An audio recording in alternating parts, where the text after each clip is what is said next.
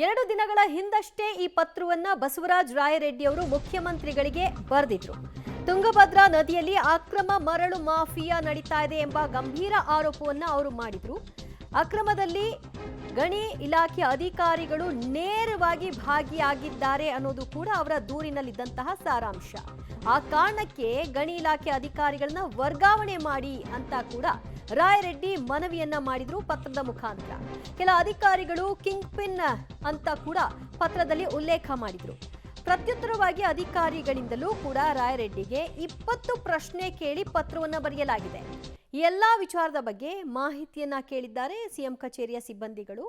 ಗಣಿ ಮತ್ತು ಭೂವಿಜ್ಞಾನ ಇಲಾಖೆಯ ಅಧಿಕಾರಿಗಳು 20 ಪ್ರಶ್ನೆಗಳನ್ನ ಏನ್ ಕೇಳಿದ್ದಾರೆ, ಆ 20 ಪ್ರಶ್ನೆಗೆ ರಾಯರೆಡ್ಡಿಯಿಂದ ಬಂದಿರತಕ್ಕಂತಹ ಉತ್ತರ ಏನು, ಮತ್ತು ಈಗಾಗಲೇ ಸಿಎಂ ಕಚೇರಿಯಿಂದ ಹೋಗಿರತಕ್ಕಂತಹ ದೂರವಾಣಿಗೆ ಸಿಕ್ಕಿರುವಂತಹ ಮಾಹಿತಿಗಳೇನು, ಇದೆಲ್ಲವೂ ಕೂಡ ಸದ್ಯ ಬಹಳ ಚರ್ಚಿತ ವಿಚಾರವಾಗ್ತಾ ಇದೆ.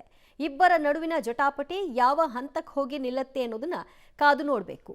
ಗಂಭೀರ ಆರೋಪ ಅಧಿಕಾರಿಗಳ ವಿರುದ್ಧ, ಅದರಲ್ಲೂ ನೇರ ಶಾಮೀಲಾಗಿದ್ದಾರೆ ಅನ್ನುವಂತಹ ಆರೋಪವನ್ನೇ ರಾಯರೆಡ್ಡಿ ಅವರು ಮಾಡಿದ್ದಾರೆ. ಅದಕ್ಕೆ ಸಂಬಂಧಪಟ್ಟ ಹಾಗೆ ಕೇವಲ ಆರೋಪ ಮಾತ್ರ ಆಗತ್ತಾ ಅಥವಾ ಅದಕ್ಕೆ ಪೂರಕವಾದಂತಹ ದಾಖಲೆಗಳೇನಾದರೂ ಅವರ ಬಳಿ ಇದೆಯಾ, ಇದನ್ನು ಕೂಡ ಕೊಡಬೇಕಾಗತ್ತೆ.